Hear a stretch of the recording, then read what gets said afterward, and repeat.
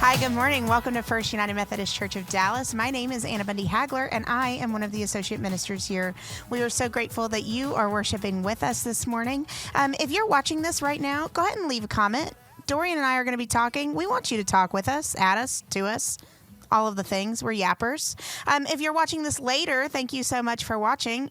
Guess what? You can still leave a comment.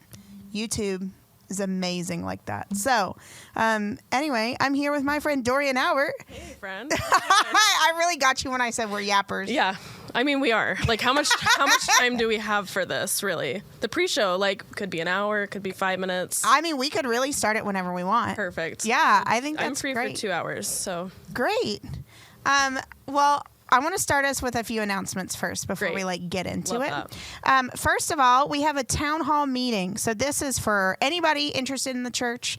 It's kind of like a family conversation. What do they have? What do they call them? Family meetings. Yeah, family meeting. But you don't get to talk. It's not we do have Q&A at the end. It's a but one-sided really, family meeting. Mitchell is informing us of what's going on. Yeah.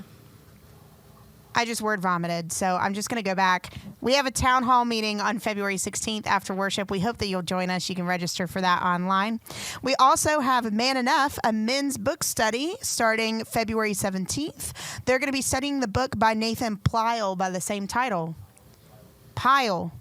Don't you? I love typos. You know what I mean? Fine. Anyway.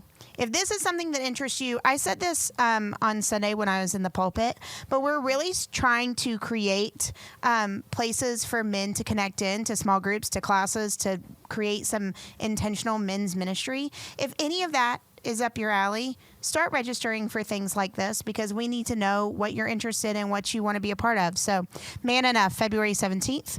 Also, I can't remind you enough, the Pastor's Bible Study happens every Wednesday at noon. I hope that you'll join us. Whoever the preacher is, it's mostly Mitchell, but, if it's not Mitchell, we take turns. Teaches on the upcoming text for the week, Wednesday at noon here at the church. And then we kind of have a big thing. I mean, you're here for this. It's it's half your department, half Dana and Tim's. Variation show is February 23rd at 5 p.m. I hear the theme is California Dreamin'. Oh, yeah. It's going to be good. Does that mean that they'll be singing California songs? I think it's California songs, but then a little bit broader, like Hollywood. Think Hollywood. Oh, I like that. You like La La Land, you're going to love the show. Okay. So that's at 5 p.m. on the 23rd here at the church. That's all I've got. Okay. We're in this series right now. Mitchell's so brave. Yeah, he really is. Like the bravest so person I know. brave. Yeah. So he asked the congregation members to submit questions, and this last week was the first week he preached. We had over 70 questions. That's so cool. I was on vacation last week, and all of the questions came to my office, and there was a stack. And I said, oh, y'all really took it seriously. Of course. I'm so grateful. So the first question, easy, softball. No big deal. Why does the Bible matter? Whew. And I thought that he did such a good job because I didn't know, I'm a pastor, so I kind of like the Bible and I like how we can apply it to our lives. And I like when you get into theoretical or theological conversations about all the things. Yeah.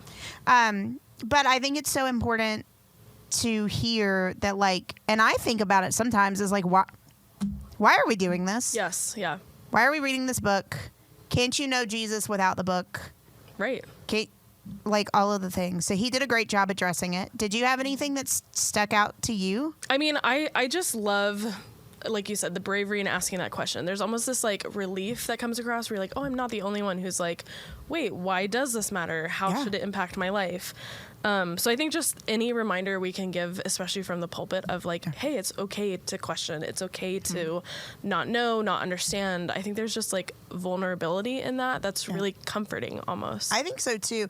I think it's also really interesting because we are a church that does not believe that the Bible is perfect and without error. Right. In a city where a lot of churches believe that the Bible is perfect and without error. Yeah. And so what do? I mean, we read contradictions in scripture all the time.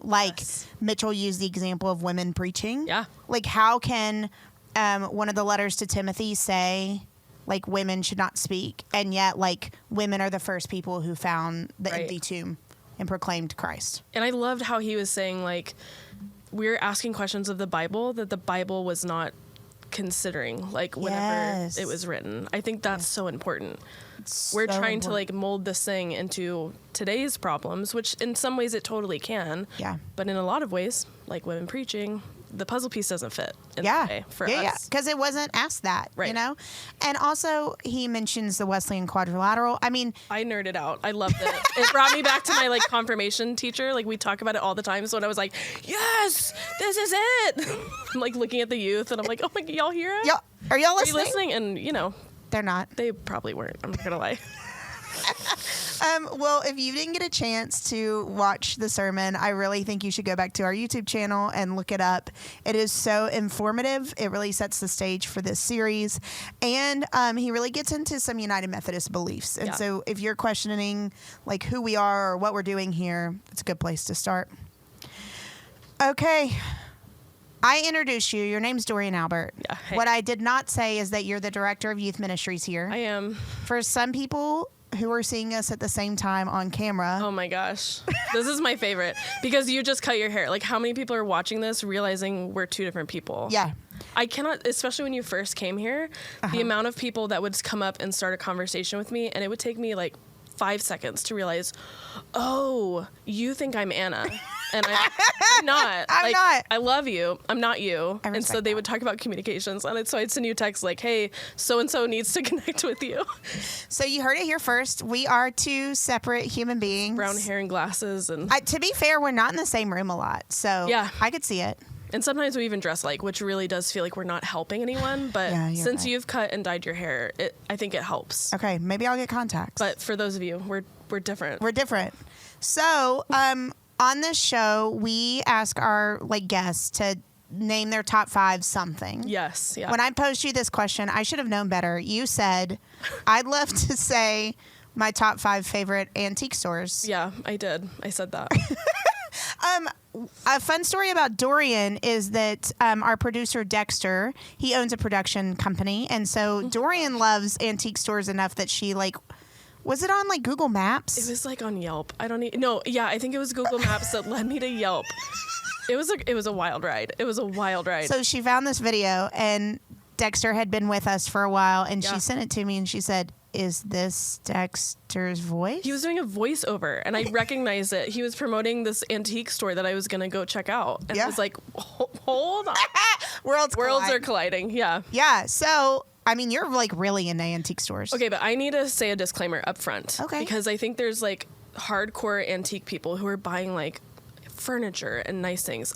You're not buying furniture. Girl, I'm buying trinkets. Oh, you're a knick-knack I'm a knick-knack, paddywhack, give a dog a bone kind of girl, okay? So, we're talking if I leave there spending less than $30, that is it for me. So I just want to clarify. $30 per store, $30 for the day? Per store. Because sometimes... Okay. I just didn't know. But I just want to clarify.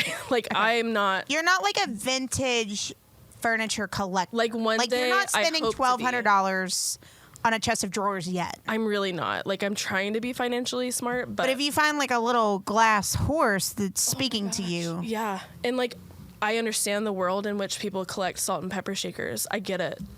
I'm not doing that. I'm not at that you point. can. I just didn't know that was. I think I'm on the border though, so may need some help at some point. Okay, so top 5 favorite antique stores. Okay, top 5. Wait. Okay, but you also, when we talked about this, you want folks to tell you their favorite antique store. Okay, yes. So, I'm newish to this world. Okay. It started with a very, fixation on Christmas trinkets, which is a longer story that we can talk about later. Okay.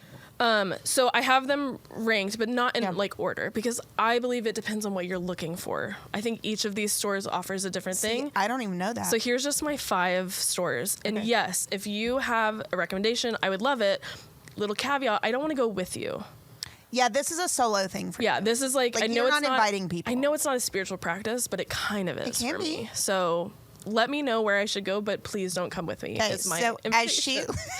Does that mean? Do not invite yourself. Yeah, please. I think if it's a spiritual discipline, you can pilgrimage by yourself. Cool. As she names them, if you've been there, leave us a comment. If you have a recommendation, leave us a comment. And I should say I'm willing to drive. Let me know where I should go. I don't have a mile radius. These are just within reach for me. Okay. City View Antique Mall. It is so close to my apartment, dude, that it's a problem. Where is it? Well, don't ask me that. You don't do directions. No. I should. Like, okay. it's just City here. View Antique Department. Mall? No. Oh, sorry. Department. Mall. This isn't like JCPenney. I really heard Come on. JCPenney's Wow. for a minute. Okay, Forestwood Antique Mall, That's near my house. which is so it has a tea room. And little fun fact, my grandma used to go there and have tea with like her little friends and family. Cute. So I feel a connection to her. So that really is a spiritual discipline. I haven't eaten there because it scares I've me a eaten little there. bit, but At a last church I was at, the Sunday school class used to do their Christmas parties there. It's fine. that's what church? No, I work here. Never mind. Okay, Cottonwood Market is a new one to me.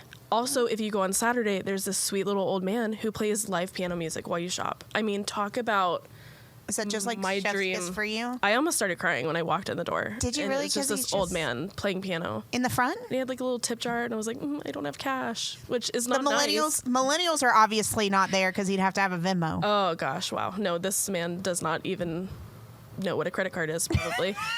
But he can play the piano, so it's beautiful. So Okay. that really like underlays your Yeah, and then there's High Street Antiques. okay. It's very fancy, so that was a Oh. real just like look. Sorry. A look around. You're not buying tree kits there. I have found some, but it's mostly just a look and see. Real like a museum kind of vibe for me. Do they have food? Do all of them have food? Okay, Or that just one the does one? have food. That one has food. I think this is like a thing, a natural pairing of Is it natural? antiques and tea and sandwiches. I don't. It's like mush food. I don't know. I do think it's like real salad oriented, like tuna salad, chicken salad. I want to know the people who are like, hey girl, let's go meet up here and have tea, and then Could be us, but you're not inviting anybody. no, thank you. Yeah. I'm not gonna lie to you, I'm not. Okay, and then last is North Dallas Antique Mall, and Okay. then a bonus one is the Plano Antique Mall. I threw in a 6. Oh, I love that for you. Yeah. So again, recommendations So are you'll welcome drive? here. I'll drive. Like, give me a McKinney, give me a Fort Worth, give me Isn't there like a really popular one in the design district called like Lulabee's. Okay, yeah, Lulabee's. And then there's one right next door that I went to just this last weekend, and I walked in and thought, I'm not meant to be here. Like, it was so expensive. Oh. And I can't remember the name of it, but Because there wasn't a man playing a piano. no, but I walked in and thought, I shouldn't touch anything here. So I just kind of walked around. That one's the definition of a museum. It was amazing. It was beautiful. Like, again, striving towards. But Okay. right now, I'm in my trinket era. I love that for you. Yeah. Wow, that's so good. I just thought she visited 2. I've learned now that there's 6 in the Yeah. rotation. You could add more. If you haven't left a comment yet, leave a comment right now. You'll report back. You won't invite any of us. No. But you'll report back. Yeah, I can share Respect some. that. Tag the church. I don't know. That feels Tag too much. the church. I don't Just know. tag me. Yeah, That'll be fine. you'll share it somehow. Yeah. I don't know. That's your job, not mine. Okay. Well, thank you. Yeah, of course. We're going to move on to this week. Again, Mitchell and his boldness. Oh, I read this week's question. I said, why are y'all asking this? Y'all really want to know the hard-hitting theological truths. Today, Mitchell is preaching on why is there suffering? very casual, very easy, no big deal. Very demure. I feel like they've covered this on like Sesame Street. Like, we can't go wrong. Easy. I don't know why any of you are asking this question. None of us face hard truths. No. I think I'll be really interested to know where Mitchell goes with this, because when I think about suffering, I need like a 7-hour spot to teach people things. Yeah. You know what I mean? Like when you've had a really hard year and you come into contact with a lot of grief and a lot of sorrow and a lot of some PTSD, like why is there suffering? Like where's God in it? Right. And how do you do that in a sermon? Yeah. And I Like, think how do you teach that in a sermon? it's such a tricky thing to talk about, right? Yeah. Like, how do you, it's easy and fun and delightful to talk about God's love. Yeah. But when you are in the midst of suffering, man, is it hard to see that. It is Yeah. so difficult. Well, Yeah. I hope that this Sunday will bond us together. I hope that we'll get real, like, down and dirty and vulnerable about it. I hope that Totally. we learn a lot about suffering and who God is and how God is still faithful. I can't wait to worship with you. Thank you so much for logging on. Make sure that you're following us on socials, you're connected with us online, and make sure you're connected on our emails if you're not already. Thanks so much for watching.